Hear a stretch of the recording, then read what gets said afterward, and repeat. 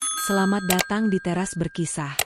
Malam ini, kalian akan lihat bagaimana seorang istri hamil yang dibuang ke jalanan, ternyata adalah dalang dari kehancuran total keluarga suaminya. Mereka pikir dia korban. Padahal, dia adalah sang pemburu, dan balas dendamnya dimulai hanya dalam 5 menit. Sebelum kita mulai lebih jauh, coba tulis di kolom komentar, sahabat teras berkisah mendengarkan dari kota mana saja ya? Hujan malam itu turun seolah punya tujuan. Bukan sekadar butiran air yang jatuh dari langit kelabu, melainkan sebuah pertanda, sebuah ritual pembersihan besar-besaran yang akan segera dimulai. Aku merasakannya meresap hingga ke tulang, bahkan dari balik kemewahan dinding rumah yang sebentar lagi akan menjadi saksi bisu sebuah pengkhianatan. Aku berdiri di tengah ruang keluarga, memandangi pantulan diriku di lantai marmer yang dinginnya sama seperti hati orang-orang di sekelilingku. Perutku yang membuncit 7 bulan adalah satu-satunya kehangatan nyata yang kumiliki saat ini. Semua drama ini dimulai dari secangkir teh. Sungguh lucu jika dipikirkan kembali. Sebuah insiden kecil yang sengaja diciptakan untuk menjadi pemicu sebuah ledakan yang sudah mereka rencanakan sejak lama.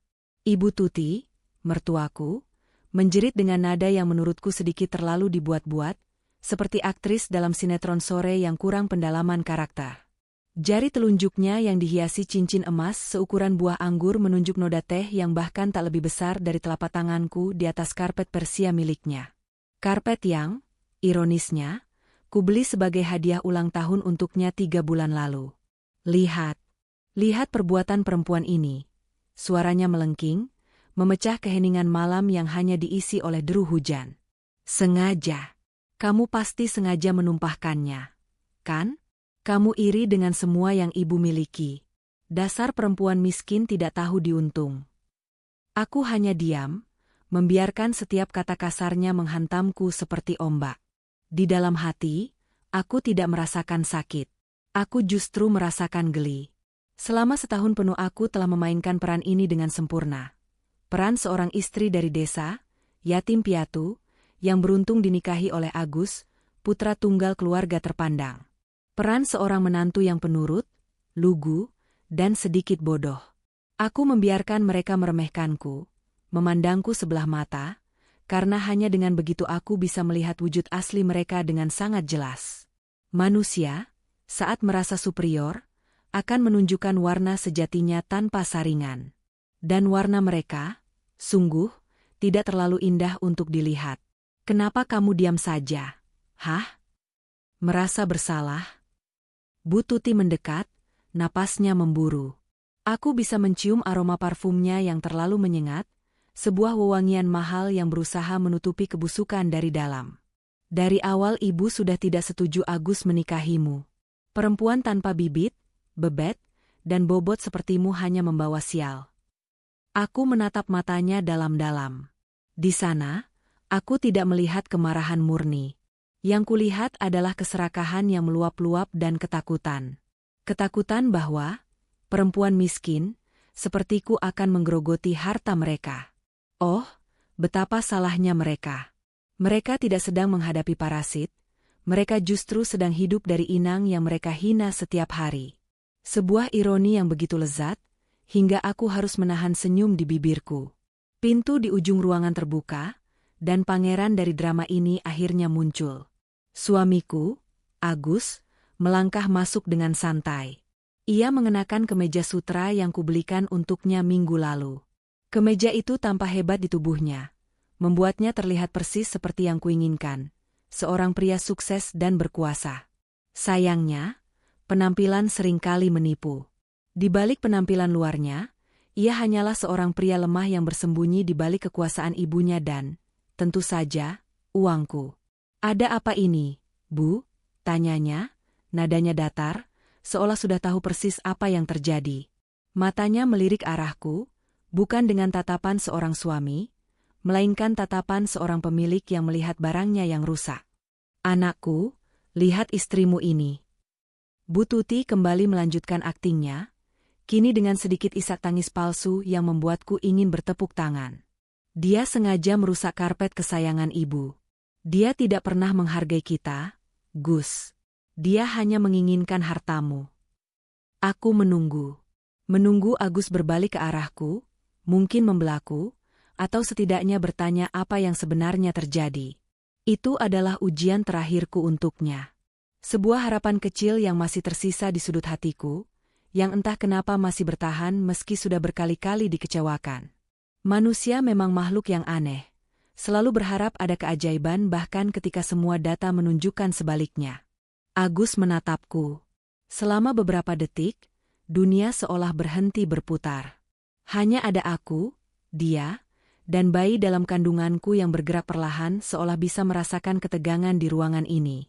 Lalu, sebuah senyum tipis terukir di bibirnya. Bukan senyum hangat yang dulu membuatku jatuh cinta, melainkan senyum sinis yang dingin dan menusuk. Senyum seorang pemangsa yang sudah selesai dengan mainannya. Sudah kuduga, katanya pelan. Kata-kata itu menjadi paku terakhir di peti mati pernikahanku.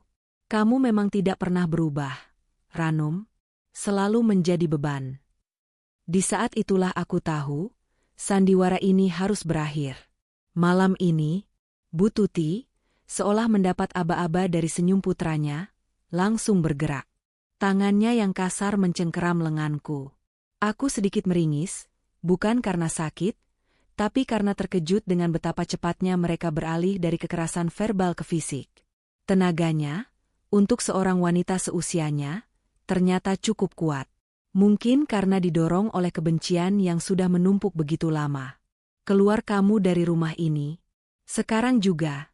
Bentaknya, mulai menyeretku melintasi lantai marmer yang dingin. Aku tidak melawan.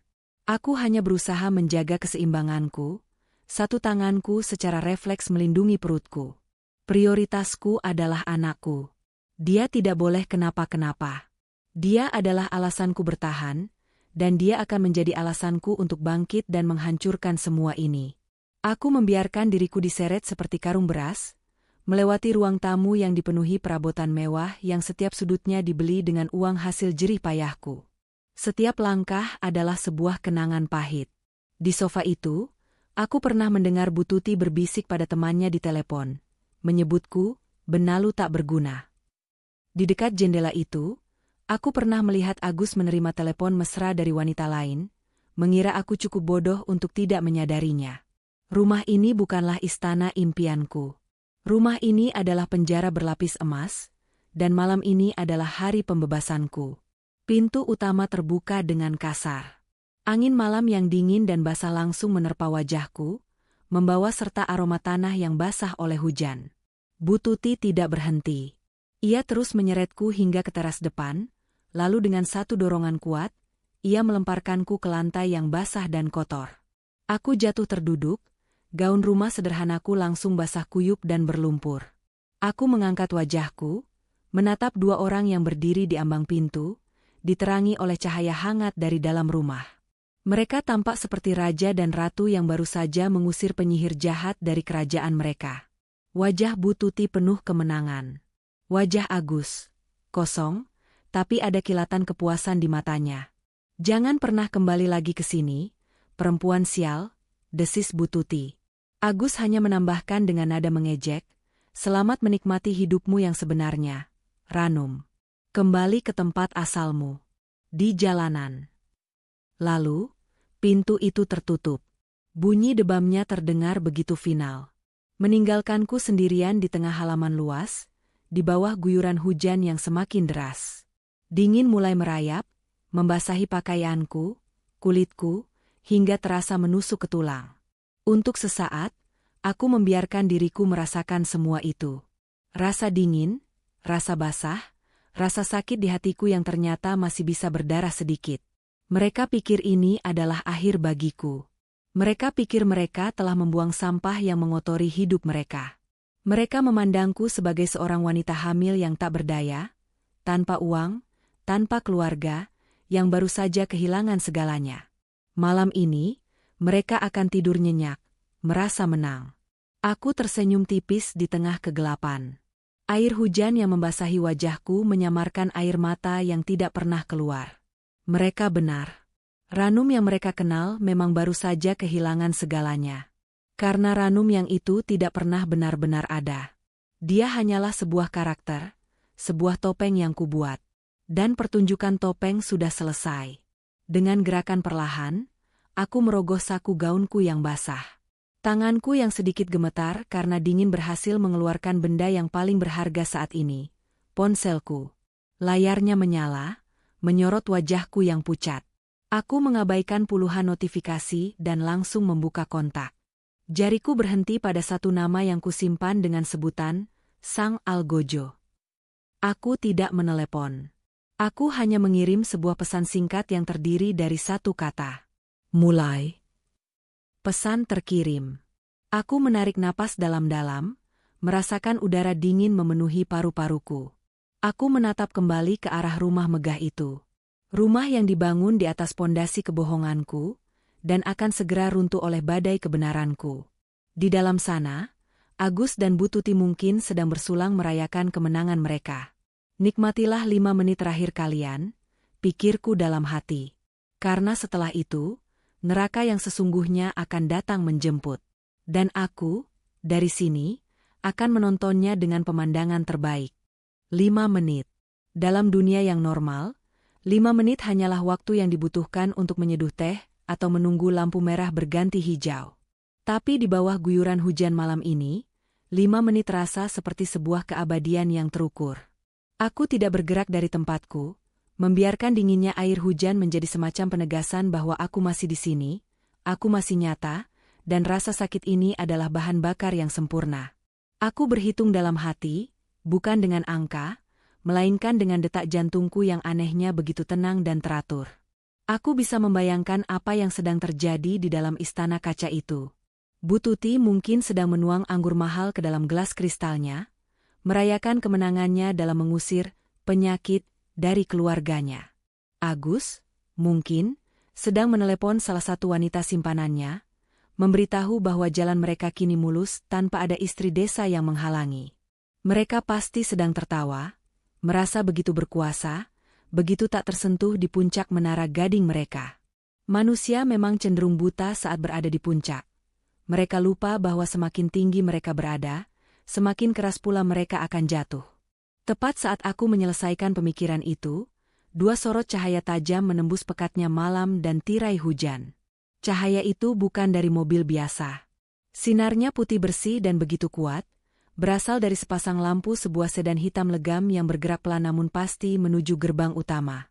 Mobil itu mengkilap meski basah oleh hujan, tanpa plat nomor biasa, sebuah simbol kekuasaan sunyi yang tidak perlu berteriak untuk didengar. Ini bukan mobil jemputan untukku. Ini adalah kereta kencana yang datang untuk memulai sebuah pemakaman. Satpam yang berjaga di pos tampak kebingungan. Ia pasti mengira ada tamu penting yang datang bertamu di jam selarut ini. Dengan sedikit tergopoh-gopoh, ia keluar membawa payung, mencoba menghentikan mobil itu untuk bertanya.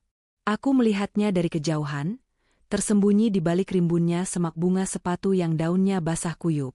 Aku bisa melihat percakapan singkat itu. Sang satpam yang tadinya memasang kuda-kuda penting, mendadak terlihat pucat dan langsung mundur teratur, membuka gerbang besi yang menjulang tinggi itu tanpa bertanya lebih lanjut. Pintu mobil terbuka. 2 orang pria berjas mahal, rapi, dan berwajah sedingin es melangkah keluar. Di belakang mereka, seorang wanita anggun dengan map kulit di tangannya mengikuti. Mereka bukan preman, bukan penagih utang jalanan.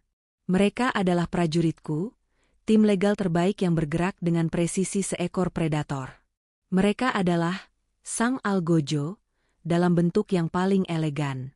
Mereka melangkah tegap di atas jalanan paving yang basah, payung hitam besar melindungi setiap jengkal tubuh mereka dari hujan, seolah hujan pun tak pantas menyentuh mereka. Mereka tiba di depan pintu jati raksasa itu dan menekan bel. Suara bel yang merdu dan biasanya terdengar ramah, malam ini terdengar seperti lonceng kematian. Aku menahan napas, menikmati setiap detik dari pertunjukan ini. Ini adalah momen yang telah kurancang selama berbulan-bulan di dalam kepalaku. Setiap detail, setiap kemungkinan reaksi, sudah kuantisipasi. Pintu itu akhirnya terbuka. Sosok Agus muncul, wajahnya menyiratkan kekesalan karena pestanya diganggu. Siapa yang malam-malam begi? Kalimatnya terputus saat melihat 3 sosok profesional di hadapannya. Di belakangnya, Bu Tuti ikut menjenguk dengan segelas anggur masih di tangan, raut wajahnya sama terganggunya. "Selamat malam, Bapak Agus Firmansyah," sapa pria yang berdiri paling depan. Suaranya tenang, formal, namun membawa beban yang sangat berat. Namanya Pak Tirtayasa, kepala tim hukumku, seorang pria parubaya yang bisa membuat pengacara paling licik sekalipun menangis di pengadilan. "Ya, saya sendiri." "Ada apa ini?" jawab Agus, berusaha terdengar berwibawa, meski aku bisa melihat sedikit kegugupan di matanya. Orang-orang seperti Agus hanya berani pada mereka yang dianggapnya lemah. Saat berhadapan dengan kekuatan yang setara atau lebih besar, nyalinya menciut seperti kerupuk disiram air. Pak Tirtayasa tidak membuang waktu. Wanita di belakangnya maju selangkah dan menyerahkan map kulit itu pada Agus. "Kami dari firma hukum Tirtayasa Rekan. Kami di sini untuk menyampaikan surat penyitaan aset atas properti ini, beserta 2 unit mobil dan seluruh barang bergerak di dalamnya, yang berlaku efektif saat ini juga." Hening. Satu-satunya suara yang terdengar hanyalah derasnya air hujan yang jatuh ke tanah. Wajah Agus berubah dari bingung menjadi tidak percaya. Ia membuka map itu dengan tangan sedikit gemetar. Matanya bergerak cepat membaca baris pertama dari dokumen di dalamnya. "Apa-apaan ini? Penyitaan? Anda pasti salah alamat," bentak Agus, mencoba mengembalikan keberaniannya. Bu Tuti, yang sejak tadi hanya menonton, akhirnya angkat bicara. Kalian jangan macam-macam ya. Kalian tahu ini rumah siapa? Suami saya itu pejabat. Kalian bisa saya penjarakan." Sungguh lucu, ia masih membawa-bawa nama suaminya yang sudah lama meninggal, seolah nama itu adalah jimat sakti yang bisa menyelesaikan semua masalah. Pak Tirtayasa hanya tersenyum tipis, senyum yang tidak mencapai matanya. "Kami tidak salah alamat, Bapak Agus. Rumah ini, beserta seluruh aset di dalamnya, dijaminkan atas nama perusahaan induk keluarga Anda, PT Abadi Jaya, untuk pinjaman modal kerja yang telah jatuh tempo dan gagal bayar." "Gagal bayar? Pinjaman apa?" "Perusahaan kami baik-baik saja," seru Agus. Wajahnya memerah, campuran antara marah dan panik. "Mungkin Anda tidak menyadarinya, Pak. Tapi 3 bulan lalu, PT Abadi Jaya mengambil pinjaman sangat besar untuk mendanai proyek terbaru Anda. Dan hari ini, tepatnya 2 jam yang lalu, pinjaman itu dinyatakan gagal bayar setelah Anda gagal memenuhi panggilan pembayaran." Jelas Pak Tirtayasa dengan sabar, seolah sedang menjelaskan pelajaran kepada anak kecil. Disinilah letak kebodohan mereka. Mereka terlalu sibuk menikmati kemewahan hingga lupa memeriksa mesin yang menghasilkan kemewahan itu. Agus memang menandatangani semua dokumen, tapi ia tidak pernah benar-benar membacanya. Ia menyerahkan semua urusan teknis pada orang kepercayaannya, orang yang sudah kubeli kesetiaannya sejak 6 bulan yang lalu. "Tidak mungkin. Ini jebakan. Siapa? Siapa pemberi pinjamannya?" teriak Agus. Ia kini benar-benar panik. Pak Tirtayasa menatapnya lurus. "Kreditur utama dan kini pemilik sah dari seluruh agunan Anda adalah Mega Konstruksi Group." Nama itu, aku melihatnya dengan jelas. Rahang Agus mengeras dan matanya membelalak. Tentu saja ia tahu nama itu. Mega Konstruksi Group adalah raksasa di industrinya. Sebuah entitas yang begitu besar hingga bisa menelan perusahaan sekelas PT Abadi Jaya untuk sarapan pagi. Tapi ia tidak akan pernah, bahkan dalam mimpi terliarnya sekalipun, menghubungkan raksasa itu dengan perempuan yang baru saja ia lempar ke jalanan. Mega Konstruksi. Bu Tuti mengulang nama itu dengan bingung. Gelas anggur di tangannya terlepas, jatuh ke lantai marmer dan pecah berkeping-keping. Suara pecahan kaca itu menjadi musik pengiring kehancuran mereka. "Tidak mungkin. Ini bohong. Pergi kalian semua. Pergi."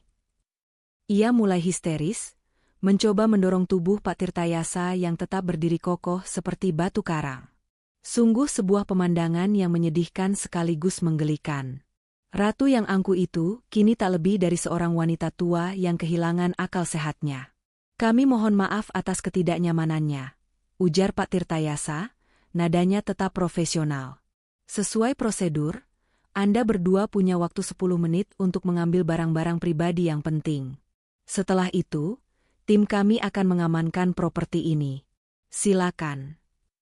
2 orang petugas keamanan berbadan tegap yang sejak tadi menunggu di dekat mobil kini melangkah maju, berdiri mengapit pintu. Wajah mereka tanpa ekspresi. Peran Agus dan Bu Tuti kini telah resmi berganti. Dari pemilik rumah, menjadi tahanan rumah yang akan segera diusir. Aku menyaksikan semuanya dari tempat persembunyianku.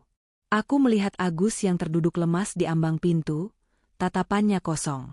Aku melihat Bu Tuti yang menangis meraung-raung, sebuah tangisan yang kali ini benar-benar tulus. Ironis sekali, mereka baru bisa menunjukkan emosi yang jujur saat harta mereka direnggut. 10 menit kemudian, pemandangan itu menjadi lebih menyedihkan. Agus keluar hanya dengan sebuah tas ransel di punggungnya. Bu Tuti mengikuti di belakang, memeluk erat tas tangannya seolah itu adalah satu-satunya benda berharga yang tersisa di dunia. Mereka berjalan gontai melewati gerbang, kini tanpa satpam yang memberi hormat.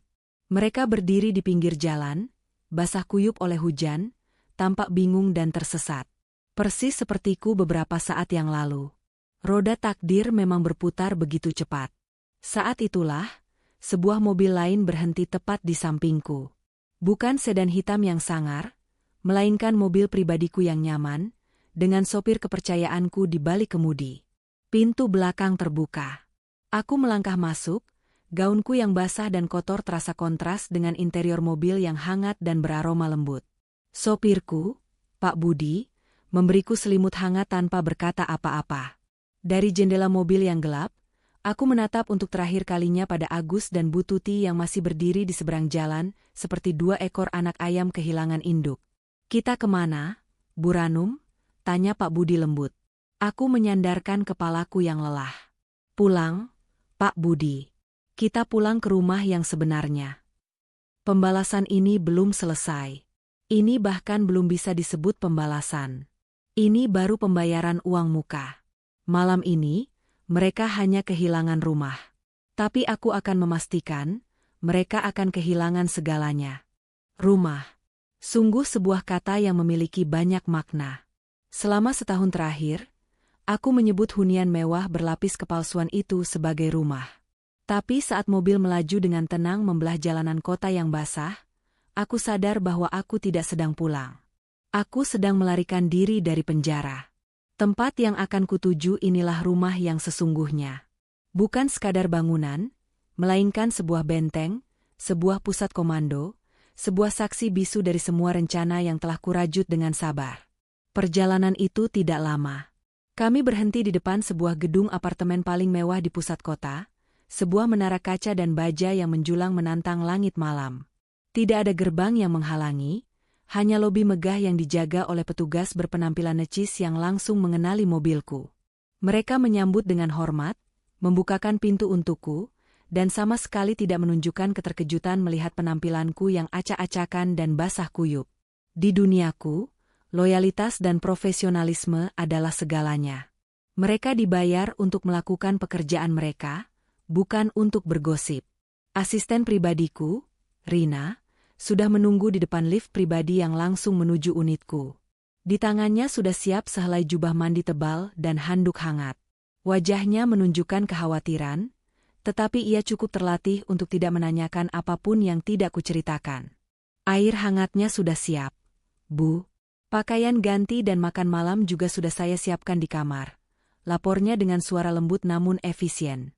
Rina adalah tangan kananku, otaknya setajam silet dan kesetiaannya tak perlu diragukan. Dia adalah salah satu dari sedikit orang yang tahu sandiwara pernikahanku sejak awal. "Terima kasih, Rina," jawabku sambil menerima jubah mandi itu. "Tolong siapkan ruang kerja. Sambungkan aku dengan Pak Tirtayasa dalam 30 menit. "Baik, Bu." Apartemenku adalah sebuah penthouse yang menempati seluruh lantai teratas. Dindingnya mayoritas terbuat dari kaca, menyuguhkan pemandangan 360 derajat kerlip lampu kota yang tak pernah tidur. Pemandangan yang sama, jutaan titik lampu yang berkelip, yang seringkali mengingatkanku bahwa di setiap titik itu ada kehidupan, ada drama, ada orang-orang serakah seperti Agus, dan mungkin ada juga orang-orang tulus yang tersakiti. Dunia ini panggung yang sangat besar, dan aku memutuskan untuk tidak lagi menjadi pemain figuran di dalamnya. Aku berendam di air hangat cukup lama, membiarkan setiap kotoran dan kenangan pahit dari rumah palsu itu luruh dari tubuhku. Aku menatap perutku yang besar, merasakan gerakan lembut dari dalam. Sebentar lagi ya, nak, bisikku. Dunia yang lebih baik sedang ibu siapkan untukmu. Dunia di mana tidak ada serigala berbulu domba yang bisa menyakitimu. 30 menit kemudian, aku sudah menjadi sosok yang sepenuhnya berbeda.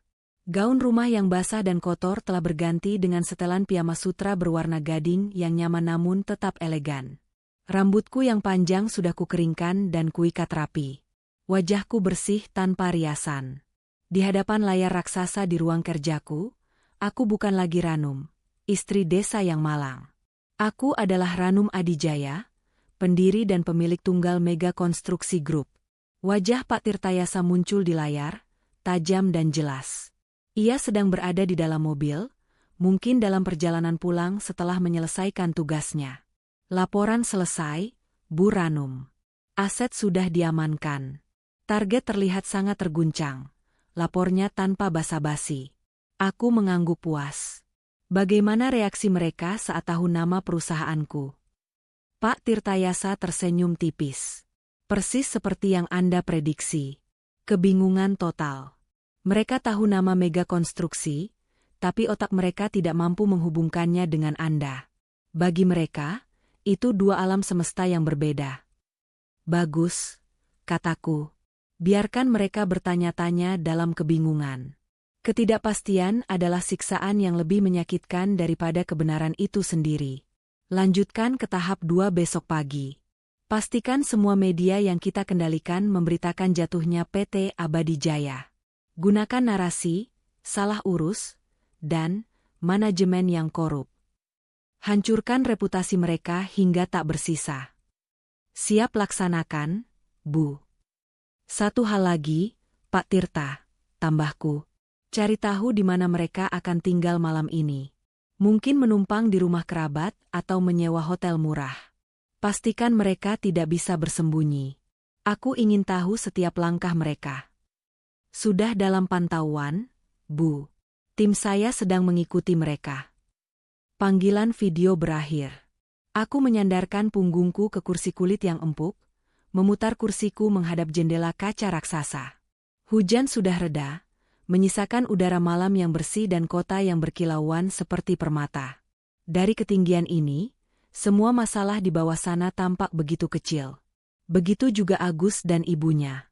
Mereka hanyalah dua titik kecil yang tidak signifikan dalam peta hidupku yang jauh lebih besar. Aku jadi teringat hari pertama aku bertemu Agus. Saat itu aku sedang melakukan penyamaran, meninjau salah satu proyek kecilku di sebuah desa. Aku sengaja berpakaian sederhana, ingin merasakan langsung denyut nadi para pekerja dan warga sekitar. Agus, yang perusahaannya menjadi subkontraktor kecil di proyek itu, melihatku. Mungkin ia melihat kecantikan dalam kesederhanaan, atau mungkin ia melihat mangsa empuk yang bisa dibentuk. Dia mendekatiku dengan pesonanya yang memang harus kuakui cukup memikat. Ia merayuku dengan janji-janji manis tentang kehidupan di kota, tentang cinta yang tulus. Saat itu, sebagian kecil dari diriku yang lelah dengan dunia bisnis yang kejam, ingin mempercayainya. Aku ingin merasakan bagaimana rasanya dicintai bukan sebagai Ranum Adijaya sang miliuner, tapi sebagai Ranum, gadis biasa. Maka, kumainkan peran itu.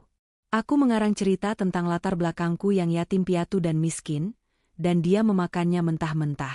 Awalnya semua terasa indah. Tapi tak butuh waktu lama bagi naluri bisnisku untuk mendeteksi kejanggalan. Cara bicaranya yang selalu berputar-putar soal uang. Keluhan-keluhannya tentang betapa sulitnya hidup. Hingga akhirnya ia memberanikan diri menikahiku, seolah ia adalah pahlawan yang mengangkat derajatku. Sejak saat itulah aku tahu, ini bukan cinta. Ini adalah investasi baginya. Dan aku, Ranum Adijaya, paling benci investasi yang buruk. Jadi, aku memutuskan untuk melanjutkan permainan ini, tapi dengan aturanku sendiri. Aku membiarkan dia menikahiku. Aku membiayai gaya hidupnya dan ibunya secara diam-diam, melalui alur perusahaan yang rumit. Aku memberikan proyek-proyek besar pada perusahaannya, membuatnya merasa seperti seorang pengusaha jenius yang sukses atas usahanya sendiri. Aku memberinya panggung, memberinya kostum, dan membiarkannya berakting sebagai raja. Aku hanya ingin melihat seberapa jauh keserakahannya akan membawanya. Dan malam ini, aku mendapatkan jawabannya. Ponselku bergetar. Sebuah pesan masuk dari tim pengawas. Isinya sebuah foto dan alamat sebuah rumah kecil di pinggiran kota. Rumah itu milik adik dari almarhum ayah Agus. Foto itu menunjukkan Agus dan Bu Tuti berdiri di depan pintu, tampak memelas, basah, dan menyedihkan. Pintu itu akhirnya terbuka, dan mereka masuk ke dalam. Aku tersenyum. Drama belum selesai. Panggungnya saja yang berpindah, dari istana megah ke rumah sempit yang pengap. Besok, saat matahari terbit, mereka tidak akan terbangun di atas kasur empuk dengan sarapan yang disajikan pelayan. Mereka akan terbangun oleh kenyataan pahit, di mana nama baik mereka hancur, dan rekening ban mereka kosong. Tabir telah kubuka.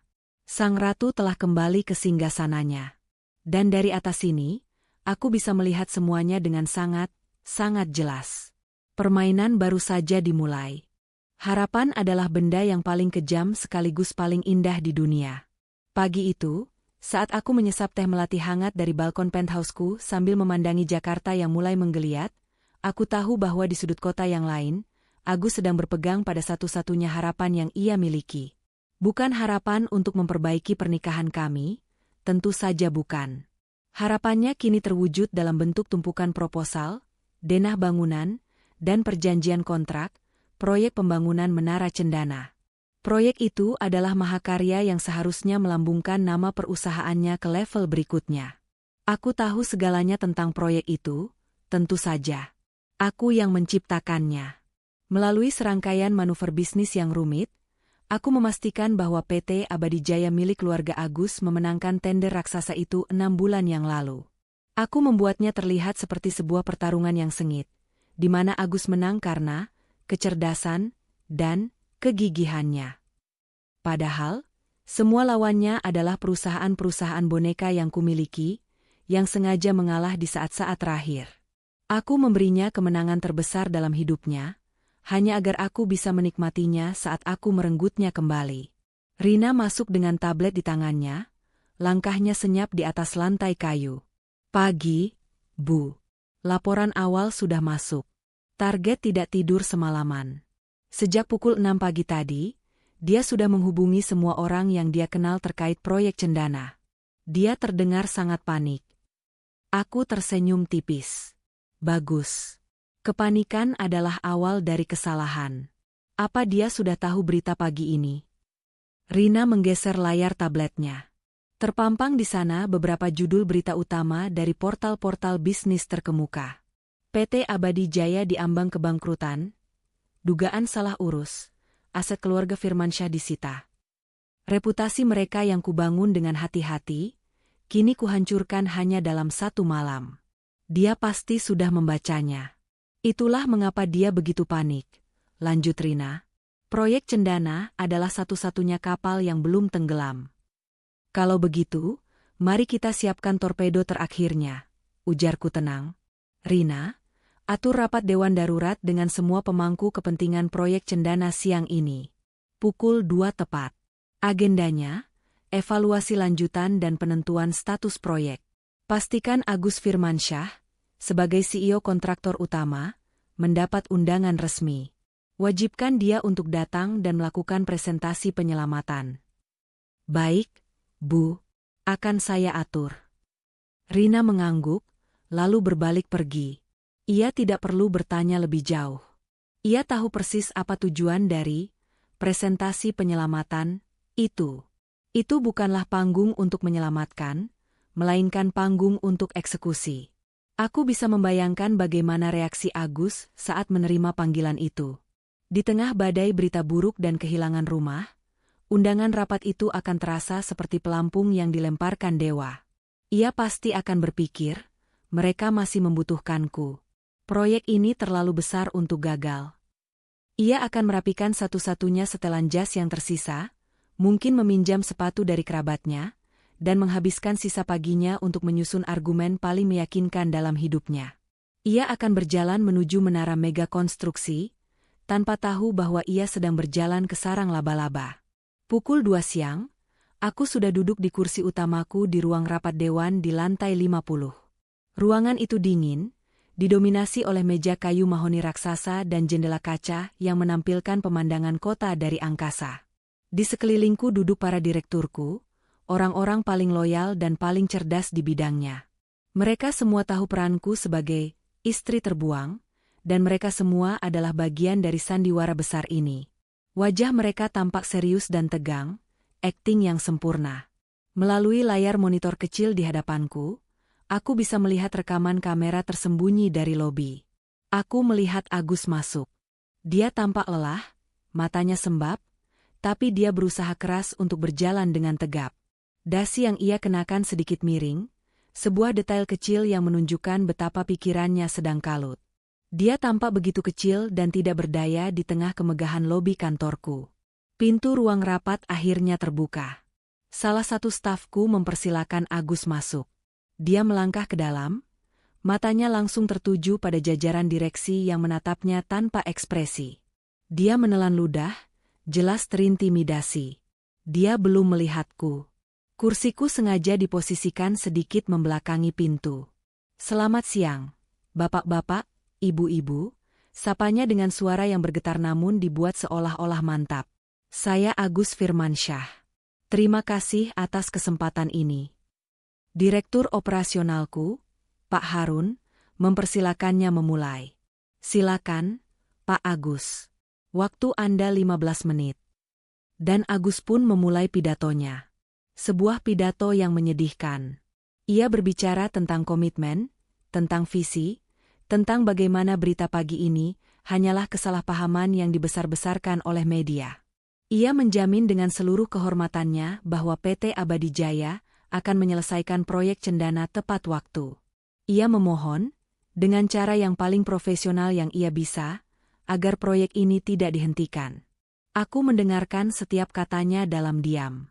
Setiap janji kosong, setiap jaminan palsu. Pria ini, yang beberapa jam lalu dengan teganya menyebutku beban dan membuangku ke jalanan, kini sedang memelas demi kelangsungan hidup perusahaannya. Ironi ini begitu pekat, begitu nikmat. Setelah sekitar 10 menit, saat ia berada di puncak argumennya, aku memutuskan inilah waktunya. Aku memutar kursiku perlahan. Suara derit kecil dari mekanisme kursi membuat semua mata, termasuk mata Agus, tertuju padaku. Waktu seolah berhenti. Aku melihatnya dengan jelas. Proses di matanya. Awalnya hanya tatapan sekilas, menganggapku salah satu anggota dewan yang tidak penting. Lalu, ada kerutan di dahinya, sebuah percikan samar pengenalan. Matanya melebar. Mulutnya yang sedang berbicara tiba-tiba terkatup rapat. Warna wajahnya berubah dari merah, karena tegang menjadi pucat pasi seperti kertas. Napasnya tercekat di tenggorokan. Di matanya, aku bisa melihat sebuah perang besar sedang terjadi. Perang antara kenyataan yang ia lihat dan logika yang ia punya. Otaknya pasti sedang berteriak, mencoba menghubungkan sosok Ranum, istri desa Lugu yang sedang hamil besar, dengan perempuan yang duduk di singgasana kekuasaan di hadapannya, mengenakan setelan kerja berwarna biru tua yang dirancang khusus, dengan aura yang bisa membekukan neraka. Ranum, namanya keluar dari bibirnya, bukan sebagai panggilan, melainkan sebagai bisikan penuh ketidakpercayaan. Seluruh keberanian dan kepura-puraan yang ia bangun runtuh dalam 1 detik. Aku menatapnya lurus, tanpa senyum, tanpa ekspresi. Aku membiarkan keheningan yang canggung itu menyiksanya selama beberapa saat. Para direkturku yang lain tetap diam, menambah berat suasana di ruangan itu.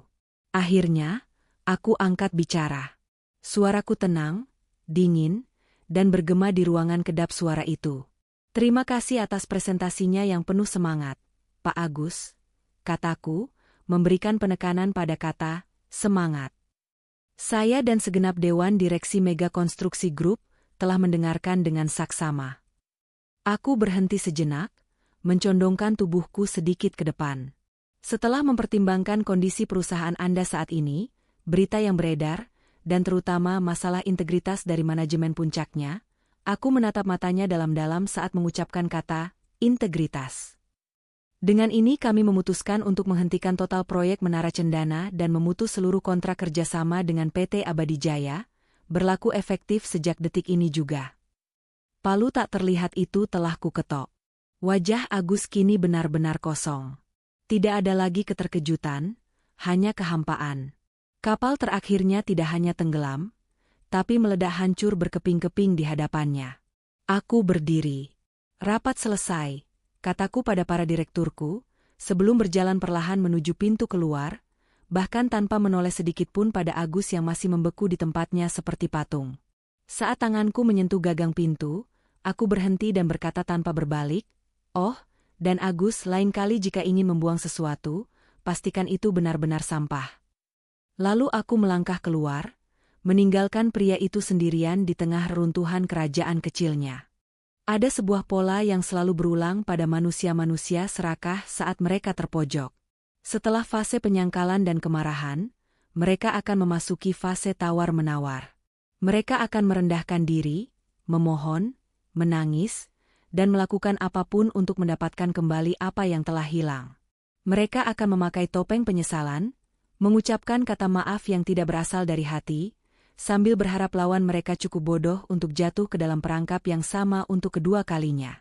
Aku tahu persis fase ini akan datang. Aku bahkan sudah menandainya di kalender mentalku. 2 hari setelah rapat dewan yang menghancurkan karir Agus, Rina masuk ke ruang kerjaku dengan ekspresi yang sulit diartikan. Ia tampak sedikit geli, sedikit kasihan, tapi tetap profesional. "Bu, ada tamu yang memaksa ingin bertemu," katanya. "Bapak Agus Firmansyah dan ibunya. Mereka tidak punya janji temu, tapi mereka menolak untuk pergi dari lobi." Aku meletakkan pena digitalku. Aku sedang meninjau rancangan sebuah proyek resor ramah lingkungan di Bali, sebuah proyek yang membuatku benar-benar bersemangat. Gangguan ini, sejujurnya, terasa seperti iklan yang muncul di tengah-tengah film favorit. Tapi, ini adalah bagian dari pertunjukan yang tidak boleh kulewatkan. "Biarkan mereka menunggu selama 30 menit di lobi," ujarku tenang. "Pastikan semua orang bisa melihat mereka. Setelah itu, bawa mereka ke ruang antariksa." Rina tersenyum tipis. Dia mengerti. Lobi utama Mega Konstruksi Group adalah sebuah ruangan raksasa dengan atrium setinggi 5 lantai, selalu ramai oleh lalu lalang para eksekutif dan tamu-tamu penting. Membiarkan Agus dan ibunya duduk di sofa lobi selama 30 menit adalah sebuah penghinaan tersendiri. Mereka akan menjadi tontonan, objek bisik-bisik dan tatapan aneh. Sedangkan ruang antariksa adalah julukan untuk salah satu ruang tamu kecil di dekat kantorku. Ruangan itu didesain sangat minimalis dengan dinding kaca di 3 sisinya, menyuguhkan pemandangan kota dari ketinggian yang membuat siapapun merasa kecil dan tidak berarti. Ruangan yang sempurna untuk mematahkan sisa-sisa semangat mereka. Setengah jam kemudian, aku berjalan santai menuju ruang antariksa. Dari jauh aku sudah bisa melihat mereka. Pemandangan itu hampir membuatku tertawa. Mereka terlihat sangat kontras dengan lingkungan sekitarnya.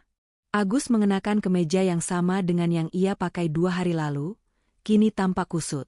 Lingkaran hitam di bawah matanya menunjukkan ia kurang tidur.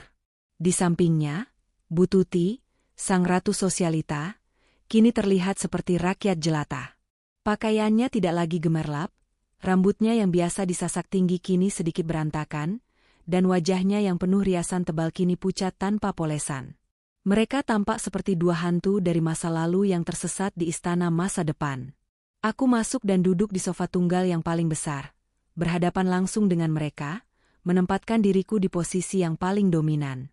Aku tidak menawarkan minum, tidak menyapa, hanya menatap mereka dengan tatapan dingin, menunggu siapa yang akan memulai sandiwara ini. Seperti yang kuduga, Bu Tuti yang memulai. Dengan sebuah isak tangis yang tiba-tiba, ia langsung bersimpuh di lantai. Kakinya yang keriput berlutut di atas karpet tebal, sebuah pemandangan yang begitu dramatis dan menggelikan. "Ranum, nak, maafkan ibu." Ia terisak, air matanya mulai mengalir. Ibu hilaf, Nak. Ibu dibutakan oleh kesombongan. Tolong, Nak, maafkan kami. Kami sudah tidak punya apa-apa lagi. Aku hanya diam, menatapnya tanpa ekspresi. Aktingnya kali ini jauh lebih baik daripada saat ia menuduhku menumpahkan teh. Mungkin karena kali ini, ada keputusasaan yang nyata di baliknya. Keputusasaan karena kehilangan uang? Tentu saja, bukan karena penyesalan. Agus ikut beraksi. Ia tidak bersimpuh, harga dirinya mungkin masih tersisa sedikit. Tapi ia menunduk dalam-dalam, menatap lantai seolah ada sesuatu yang sangat menarik di sana. Sayang, Ranum. Panggilnya dengan suara serak. Panggilan, sayang, itu terdengar begitu salah dan menggelikan keluar dari mulutnya sekarang. Aku minta maaf. Aku suami yang gagal. Aku bodoh. Aku dibutakan oleh kata-kata ibu. Aku seharusnya membelamu. Aku menyesal, Num. Aku hampir mendengus. Menyesal? Akhirnya aku buka suara. Kata pertamaku terdengar tajam di ruangan yang hening itu. Kamu menyesal karena perbuatanmu, atau kamu menyesal karena ketahuan? Agus mengangkat wajahnya. Matanya memerah. Aku menyesal atas segalanya, Num. Sungguh. Aku masih mencintaimu. Cinta. Kata itu ia gunakan seperti senjata terakhir yang tumpul. Aku menatapnya lurus, mencoba mencari sisa-sisa pria yang pernah kukira aku cintai. Tapi tidak ada. Yang ada hanyalah cangkang kosong yang dipenuhi ketakutan dan keserakahan. Cinta tidak membuatmu tersenyum sinis saat istrimu yang sedang hamil diseret keluar rumah di tengah hujan. Agus, balasku dengan nada datar. Itu bukan cinta. Itu kekejaman. Wajah Agus kembali pucat. Ia kehabisan kata-kata. Melihat putranya gagal, Bu Tuti mengambil alih lagi. Kali ini, ia memainkan kartu asnya. Kartu yang ia pikir paling ampuh untuk meluluhkan hatiku. Ranum, pikirkan anakmu, Nak. Pikirkan calon cucu ibu. Ia berkata sambil mencoba merangkak mendekat untuk memegang kakiku, tapi aku segera menggeser kakiku menjauh. Kasihan dia, lahir tanpa seorang ayah, tanpa seorang nenek. Apa kamu tega? Nak? Demi anak kita bersama, tolong beri kami kesempatan kedua. Disinilah batas kesabaranku habis. Mereka berani membawa-bawa anakku ke dalam permainan kotor mereka. Anakku yang belum lahir, yang sama sekali tidak bersalah, mereka jadikan tameng untuk keserakahan mereka. Kemarahan dingin menjalari seluruh tubuhku, namun wajahku tetap tenang. Aku berdiri, membuat mereka berdua mendongak menatapku. Aku berjalan ke arah jendela kaca, membelakangi mereka sejenak. Aku menarik napas, menenangkan gejolak di dalam diriku. Pertama, kataku sambil berbalik, suaraku kini tanpa emosi sedikitpun. Jangan pernah, sekali lagi, menyebut anak dalam kandunganku ini sebagai cucumu, atau anak kita. Anak ini adalah milikku. Hanya milikku.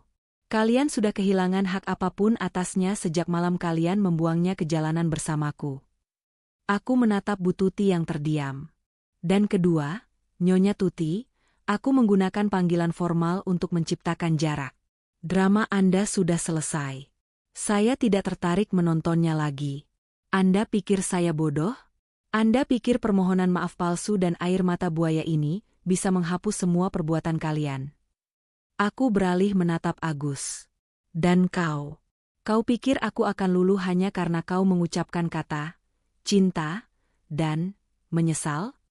Kau menghancurkan kepercayaanku, satu-satunya hal yang kuminta darimu. Kau menukarnya dengan kemewahan sesaat. Sekarang, nikmatilah hasil dari pilihanmu.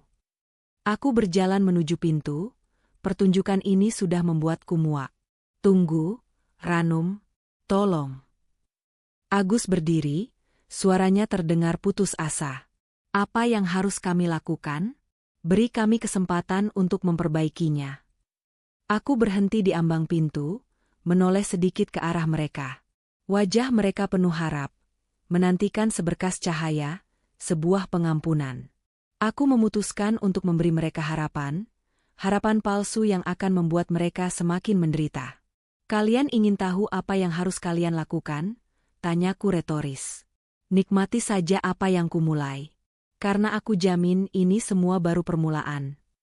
Lalu aku melangkah keluar, menutup pintu di belakangku dan meninggalkan mereka berdua dalam keheningan ruang antariksa yang dingin, tergantung di antara langit dan bumi, tanpa punya apa-apa lagi untuk diharapkan. Anakku bergerak lagi di dalam rahimku, sebuah tendangan kecil yang terasa kuat dari dalam. Setiap kali ia bergerak, aku tidak hanya merasakan kehadiran seorang calon manusia, tetapi juga teringat dengan jelas pada alasan mengapa semua ini kumulai. Ini bukan sekadar tentang uang atau kekuasaan. Ini adalah tentang sebuah pencarian akan sesuatu yang nyata di dunia yang penuh dengan kepalsuan, sebuah pencarian yang membawaku pada pengkhianatan paling dalam. 2 tahun yang lalu, hidupku terasa seperti berada di dalam sebuah gelembung kaca. Aku adalah Ranum Adijaya, nama yang lebih sering terdengar di ruang rapat dewan dan kolom berita bisnis daripada di percakapan warung kopi. Aku punya segalanya, kekayaan yang tak terhitung, perusahaan yang menggurita, dan kekuasaan untuk mengubah sebuah lahan kosong menjadi kota mandiri. Tapi di balik semua itu, aku merasakan kekosongan yang luar biasa. Setiap orang yang mendekatiku seolah membawa sebuah proposal tak terlihat. Mereka memuji kecerdasanku, padahal yang mereka lihat adalah nilai saham perusahaanku. Mereka mengagumi visiku, padahal yang mereka inginkan adalah sebagian kecil dari anggaranku. Aku lelah. Lelah dikelilingi oleh manusia-manusia transaksional. Maka, aku menciptakan sebuah pelarian. Sebuah eksperimen sosial pribadiku. Aku menciptakan alter ego, Ranum, seorang gadis desa sederhana, yatim piatu, yang bekerja sebagai pengawas lapangan junior. Aku akan memakai pakaian biasa, menguncir rambutku seadanya, dan mengunjungi proyek-proyek kecilku di daerah terpencil. Aku ingin bernapas tanpa membawa beban nama Adijaya. Aku ingin berbicara dengan orang-orang yang tidak tahu siapa aku, yang akan menilaiku hanya dari caraku berbicara dan bersikap. Awalnya, ini bukan rencana balas dendam. Ini adalah caraku mencari udara segar. Di salah satu proyek pembangunan jembatan desa itulah aku bertemu Agus. Hari itu panas menyengat, debu beterbangan di mana-mana. Aku sedang duduk di bawah pohon, membuat beberapa catatan, saat dia mendekat. Dia adalah manajer dari perusahaan subkontraktor lokal yang mengerjakan bagian pondasi. Dia tidak mengenalku. Di matanya, aku hanyalah seorang karyawati biasa. Panas sekali, ya, Mbak? Sapanya sambil tersenyum ramah dan menyodorkan sebotol air mineral dingin. Jangan sampai dehidrasi. Sebuah tindakan yang begitu sederhana, begitu manusiawi. Sesuatu yang tidak pernah kudapatkan dari para kolega bisnisku yang lebih suka menyodorkan proposal bernilai miliaran. Aku menerima air itu, dan kami pun mulai mengobrol. Dia tampak berbeda. Dia berbicara tentang impian-impiannya, bukan tentang aset-asetnya. Dia bercerita tentang ibunya yang ia sayangi, tentang keinginannya untuk membuat orang tuanya bangga. Dia memancarkan pesona seorang pria pekerja keras yang sedang berjuang dari bawah. Dan aku, yang begitu merindukan ketulusan, mulai mempercayainya. Aku terpikat pada cerita tentang dirinya. Hubungan kami berlanjut. Aku menikmati setiap detik dari sandiwara itu. Menjadi gadis sederhana yang dijemput dengan motor bebek, makan di warung tenda pinggir jalan, dan menerima hadiah-hadiah kecil yang katanya ia beli dari hasil jerih payahnya. Aku merasa hidup. Aku merasa normal. Aku mulai berpikir, mungkin inilah dia. Mungkin aku telah menemukan seseorang yang bisa mencintaiku tanpa mengetahui nominal rekening bankku. Betapa naifnya aku saat itu. Kacamata merah jambuku mulai retak beberapa bulan kemudian. Retakan pertama muncul dalam bentuk keluhan-keluhan kecil. Keluhan tentang betapa sulitnya mencari modal, tentang klien yang membayar telat, tentang betapa ia berharap punya koneksi orang besar. Aku mengabaikannya, menganggapnya sebagai curahan hati biasa dari seorang pengusaha yang sedang berjuang. Retakan kedua menjadi lebih jelas. Saat kami berjalan-jalan di mal, matanya selalu tertuju pada barang-barang mewah. Jam tangan, mobil, pakaian bermerek. Ia akan menghela napas dan berkata, Suatu hari nanti, aku akan membelikan semua ini untukmu, sayang. Dulu aku pikir itu romantis. Belakangan aku sadar, itu adalah caranya memproyeksikan keinginannya sendiri. Lalu tibalah hari di mana kacamata itu pecah berkeping-keping. Itu adalah hari ulang tahunku. Agus berjanji akan memberiku kejutan makan malam. Aku menunggunya di sebuah restoran sederhana yang sudah kami sepakati. Dia terlambat hampir 1 jam. Saat aku hendak meneleponnya, aku melihatnya di seberang jalan, di depan sebuah toko perhiasan, sedang berbicara di telepon dengan nada yang sangat serius. Penasaran, aku menyeberang jalan dan bersembunyi di balik pilar besar, cukup dekat untuk mendengar percakapannya. Itu adalah ibunya. Dan kata-kata yang kudengar dari mulut pria yang kukira mencintaiku itu menghancurkan duniaku. Iya, Bu, sabar. Cincinnya yang biasa saja dulu. Tidak perlu yang mahal, katanya dengan nada sedikit berbisik. Anggap saja ini modal awal. Dia itu lugu sekali, Bu. Yatim piatu, tidak punya siapa-siapa, jadi gampang dipegang. Kalau sudah Ibu restui dan kami menikah, proyek jembatan itu bisa jadi pintu masuk kita. Dia kenal beberapa orang penting di sana. Sedikit demi sedikit, kita manfaatkan dia. Anggap saja ini investasi jangka panjang untuk perusahaan kita. Investasi. Satu kata itu terasa seperti sebilah pisau es yang menusuk jantungku. Jadi selama ini, aku bukanlah seorang kekasih. Aku adalah sebuah aset. Sebuah komoditas. Sebuah investasi jangka panjang. Rasa sakitnya begitu luar biasa, begitu tajam, hingga aku tidak bisa bernapas. Aku berdiri di sana, di balik pilar, dengan air mata yang mengalir tanpa suara. Dongengku sudah berakhir. Tapi saat air mata itu mengering, sesuatu yang lain muncul menggantikannya. Bukan lagi kesedihan, melainkan kemarahan yang dingin dan terukur. Otakku yang biasa kugunakan untuk menyusun strategi bisnis triliunan rupiah, kini beralih fungsi. Jika aku adalah sebuah investasi bagi mereka, maka aku akan memastikan mereka akan mengalami kerugian total. Aku tidak akan mundur. Aku justru akan maju. Aku akan memberikan apa yang mereka inginkan, dan lebih banyak lagi. Aku akan menikahi Agus. Malam itu, saat Agus akhirnya datang dengan senyum palsu dan sebuah cincin murahan, aku tersenyum kembali dan berkata, "Ya." Di matanya, aku melihat kilatan kemenangan. Di mataku, ia tidak melihat apa-apa selain pantulan wajahnya sendiri.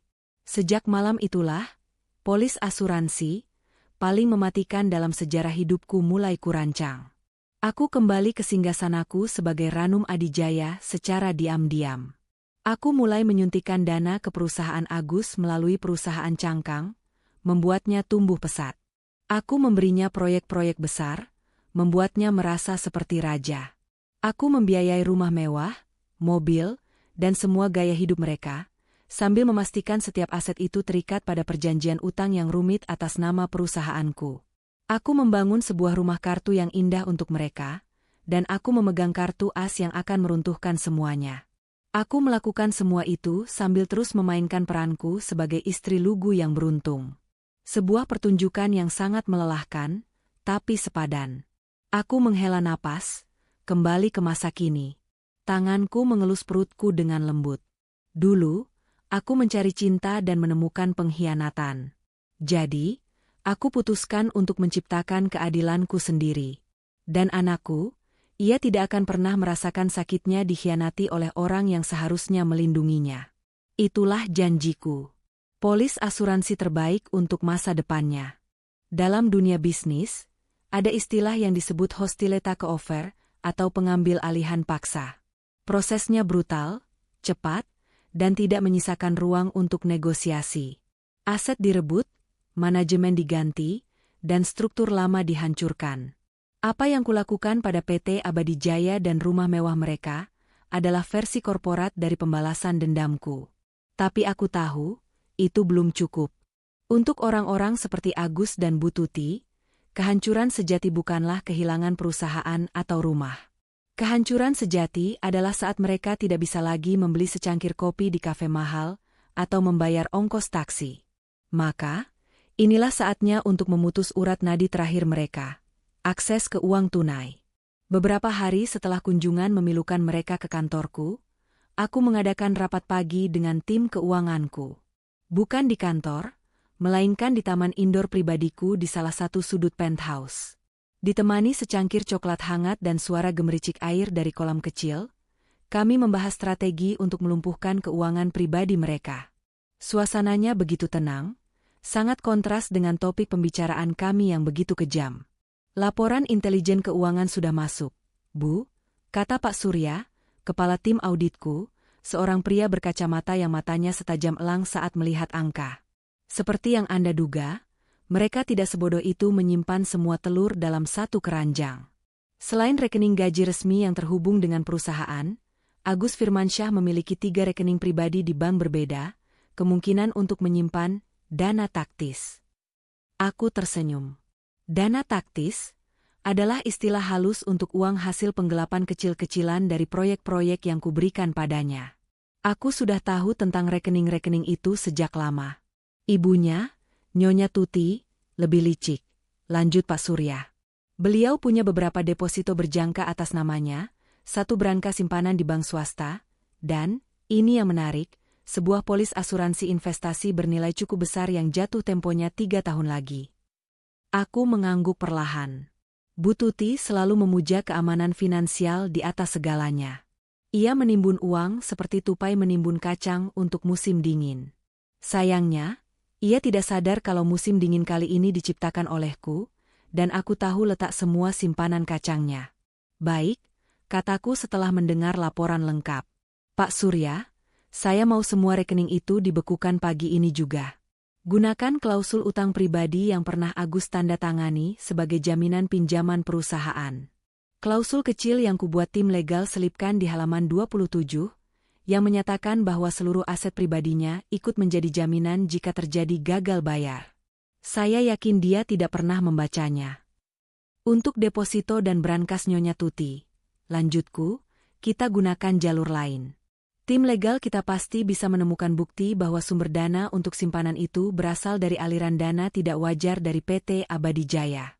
Laporkan sebagai dugaan pencucian uang. Pihak bank akan langsung membekukan semuanya sambil menunggu investigasi. Mereka tidak akan bisa menyentuh uang itu setidaknya selama beberapa tahun. Pak Surya mencatat semua instruksiku dengan cepat. Bagaimana dengan polis asuransi itu, Bu? Aku berpikir sejenak. Yang itu, jangan disentuh dulu, jawabku, sebuah senyum tipis terukir di bibirku. Biarkan itu menjadi harapan palsu terakhir mereka. Biarkan mereka berpikir masih punya dana darurat untuk masa depan. Aku akan mencabutnya nanti, di saat mereka benar-benar merasa putus asa. Mencabut harapan itu jauh lebih menyakitkan daripada mencabut uang. Instruksi diterima, Bu. Kami akan laksanakan segera. Rapat selesai. Timku pergi, meninggalkanku sendirian di tengah hijaunya taman pribadiku. Aku memejamkan mata, membayangkan apa yang akan terjadi. Aku membayangkan Agus di sebuah anjungan tunai mandiri, memasukkan kartunya berulang kali, hanya untuk melihat tulisan, transaksi ditolak, muncul di layar. Aku membayangkan kepanikannya saat mencoba kartu lain dan hasilnya sama. Aku membayangkan Bu Tuti yang berjalan dengan angku ke banknya untuk mencairkan deposito, hanya untuk diberitahu oleh manajer bank dengan wajah menyesal bahwa rekeningnya sedang dalam pengawasan. Ponselku bergetar beberapa jam kemudian. Sebuah video singkat masuk dari salah satu tim pengawasku. Rekaman itu diambil dari seberang jalan, menunjukkan sebuah pemandangan yang lebih memuaskan daripada laporan laba rugi manapun. Agus dan Bu Tuti terlihat sedang berdebat sengit dengan seorang sopir taksi di pinggir jalan. Dari gerak tubuh mereka, jelas sekali mereka tidak punya cukup uang untuk membayar ongkos. Bu Tuti tampak histeris, menunjuk-nunjuk sementara Agus berusaha menenangkannya sambil merogoh semua kantong celananya, mungkin mencari sisa-sisa uang receh. Akhirnya, sopir taksi yang marah itu membukakan bagasi, mengeluarkan sebuah koper milik mereka, dan membantingnya ke trotoar sebelum melaju pergi dengan umpatan yang tak terdengar. Pemandangan itu adalah sebuah cerminan sempurna. Dari diantar sopir pribadi dengan mobil mewah, Kini mereka terdampar di trotoar panas karena tidak bisa membayar taksi. Dari istana di langit, mereka telah jatuh bebas ke selokan. Aku tahu mereka masih punya beberapa perhiasan atau barang bermerek yang bisa dijual. Tapi itu hanya akan memberi mereka napas untuk beberapa hari, mungkin beberapa minggu. Uang hasil menjual barang-barang curian, karena sejatinya semua itu dibeli dengan uangku, akan cepat habis. Setelah itu, mereka akan merasakan apa artinya kelaparan yang sesungguhnya. Mereka akan merasakan bagaimana rasanya diusir dari kontrakan karena tidak bisa bayar sewa. Mereka akan merasakan semua penderitaan yang dulu mereka pikir hanya pantas untuk orang-orang miskin sepertiku. Aku meletakkan ponselku. Tidak ada rasa kemenangan yang meluap-luap. Yang ada hanyalah rasa dingin dari sebuah perhitungan yang berhasil. Aku telah merenggut kekayaan mereka, menghancurkan reputasi mereka, dan kini, aku telah memutus urat nadi finansial terakhir mereka. Mereka kini benar-benar miskin. Lebih miskin daripada Ranum, si gadis desa yang dulu mereka hina. Karena setidaknya, gadis desa itu punya sesuatu yang tidak ternilai, martabat. Sesuatu yang kini tidak lagi mereka miliki. Kehancuran total memiliki suaranya sendiri. Awalnya adalah ledakan yang memekakan telinga, lalu diikuti oleh keheningan panjang yang mencekam. Selama hampir 2 minggu, aku tidak mendengar apapun dari Agus dan Bu Tuti. Tim pengawasku melaporkan bahwa mereka bertahan hidup dengan menjual sisa-sisa perhiasan murahan milik Bu Tuti dan tinggal menumpang dari satu kerabat ke kerabat lain, seringkali diusir setelah beberapa hari karena dianggap sebagai beban. Mereka telah jatuh ke level terendah dalam rantai sosial, menjadi pengemis di lingkungan keluarga mereka sendiri. Aku sedang berada di tengah rapat virtual dengan tim arsitekku dari Jepang saat Rina masuk dengan wajah tegang. Ia menyodorkan tablet dengan pesan singkat, mereka di lobi. Membuat keributan besar. Menolak pergi sebelum bertemu Anda. Aku tahu hari ini akan tiba. Hari di mana binatang yang terluka parah akan menggunakan sisa tenaganya untuk menyerang balik. Aku menatap jadwal di layarku. Rapat ini penting, tapi konfrontasi ini adalah penutupan bab yang harus kulakukan sendiri. Beri aku 10 menit, kataku pada para arsitek di layar. Lalu aku menoleh pada Rina. Bawa mereka naik. Bukan ke ruang tamu. Bawa mereka langsung ke sini, ke ruanganku. Rina tampak ragu. Tapi, Bu, lakukan saja, potongku dengan tenang. Aku ingin mereka melihatku di pusat kekuasaanku. Dikelilingi oleh gedung-gedung pencakar langit Jakarta yang seolah tunduk di bawah jendelaku. Aku ingin mereka merasa sekecil semut di hadapan dewa. 10 menit kemudian, pintu ruang kerjaku yang masif terbuka. 2 petugas keamanan mengapit Agus dan Bu Tuti. Pemandangan di hadapanku sungguh menyedihkan. Mereka terlihat seperti orang asing yang tak kukenali. Pakaian mereka kusam dan lusuh. Tubuh mereka lebih kurus. Wajah mereka tirus dan kotor, dengan mata yang menyala-nyala oleh campuran kebencian dan keputusasaan. Tinggalkan kami, perintahku pada petugas keamanan. Setelah mereka pergi dan pintu tertutup, keheningan yang berat menyelimuti ruangan. Bu Tuti yang pertama meledak. Ia tidak lagi mencoba bersandiwara. Wajahnya adalah topeng amarah murni. Perempuan iblis, teriaknya, suaranya serak dan pecah. Lihat perbuatanmu. Kamu hancurkan kami. Kamu hancurkan hidup anakku. Apa salah kami padamu? Aku tetap duduk dengan tenang di kursi kerjaku, jari-jariku bertaut di atas meja. Salah kalian? Aku mengulang pertanyaannya dengan nada dingin. Anda menyeret seorang wanita yang sedang hamil 7 bulan keluar dari rumah ke tengah hujan deras. Menurut Anda, itu bukan sebuah kesalahan? Halah, itu tidak sebanding dengan ini semua. Bentak Agus, akhirnya ikut bersuara. Ia menunjuk ke sekeliling ruangan dengan tangan gemetar. Rumah, perusahaan, reputasi, semuanya kau ambil. Kau kejam, Ranum. Lebih kejam dari binatang. Aku menatap lurus ke mata Agus. Aku belajar dari yang terbaik, balasku. Aku belajar dari seorang suami yang tersenyum saat istrinya diusir. Aku belajar dari seorang pria yang menganggap pernikahan sebagai investasi jangka panjang. Apakah istilah itu terdengar familiar di telingamu, Agus? Wajah Agus langsung berubah. Pukulan itu telak mengenai sasaran. Ia pasti teringat pada percakapan teleponnya dengan ibunya, percakapan yang ia kira tidak akan pernah ada yang tahu. Kak kau.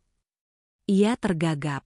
Ya, aku tahu, kataku, kini aku berdiri dan berjalan perlahan mendekati mereka. Aku tahu segalanya. Sejak awal. Aku tahu rencanamu untuk memanfaatkanku. Aku tahu tentang penghinaan yang ibumu ucapkan di belakangku. Aku tahu tentang kebohonganmu. Aku berhenti tepat di hadapan mereka. Mereka berdua mundur selangkah, seolah auraku benar-benar bisa membakar mereka.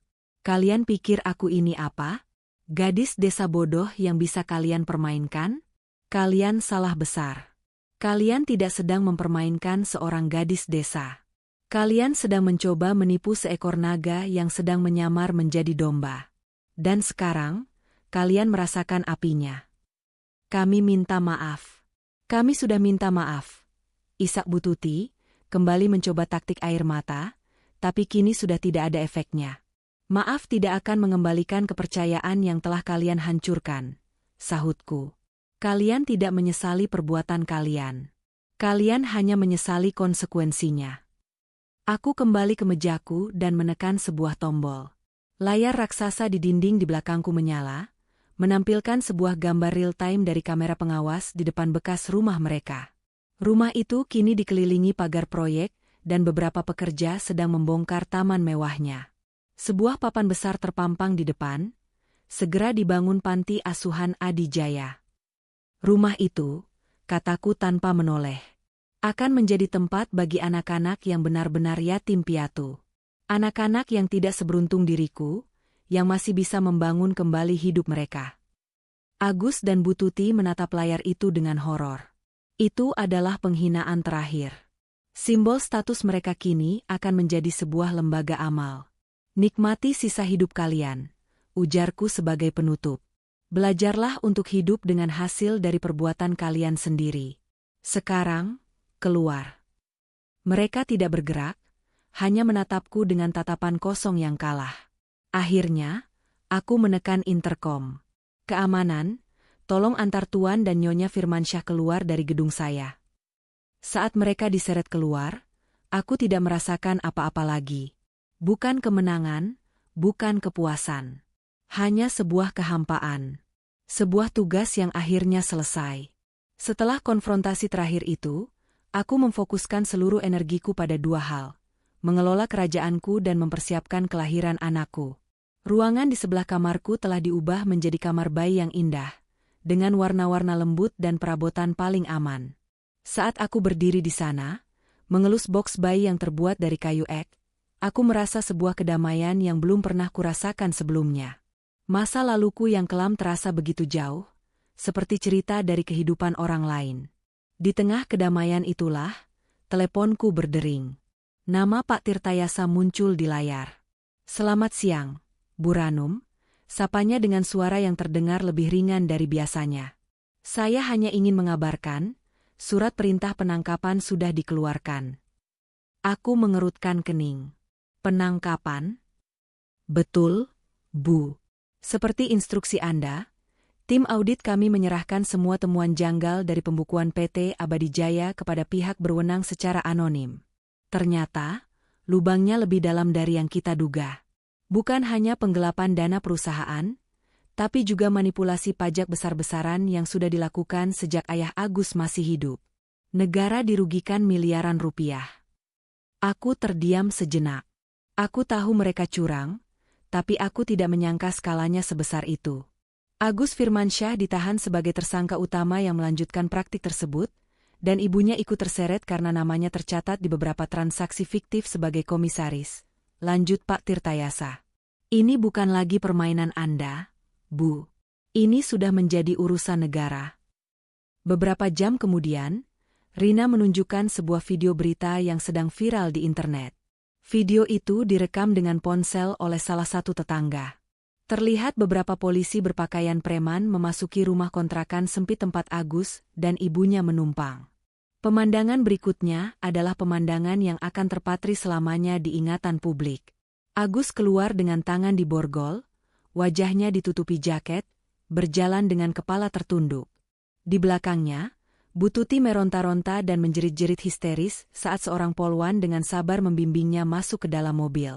Saya tidak bersalah. Ini semua fitnah perempuan iblis itu. Lepaskan saya, teriakannya terdengar parau. Aku menonton video itu tanpa ekspresi. Dulu, mereka menghinaku di balik kemewahan dinding rumah mereka. Sekarang, aib mereka dipertontonkan di hadapan seluruh dunia. Aku tidak merancang ini. Aku tidak menyuruh polisi menangkap mereka.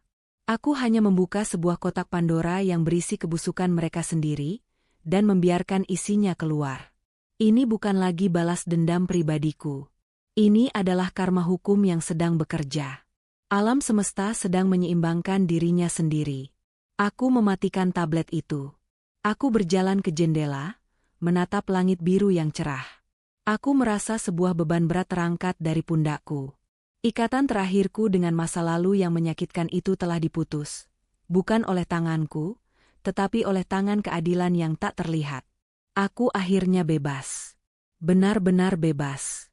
1 tahun kemudian, suara tawa riang seorang bayi menggema di ruang kerjaku yang luas, memantul dari dinding kaca dan berbaur dengan deru pelan kota Jakarta di bawah sana. Di sudut ruangan, di atas sebuah matras bermain yang empuk, putraku yang berusia 8 bulan, Bima Adijaya, sedang berusaha meraih sebuah mainan berbentuk jerapah. Ia adalah matahariku, duniaku, dan alasan dari setiap napasku. Lihat, jagoan mama sudah pintar, kataku sambil tersenyum, sebelum kembali fokus pada layar di hadapanku di mana beberapa wajah serius dari dewan direksiku menatapku.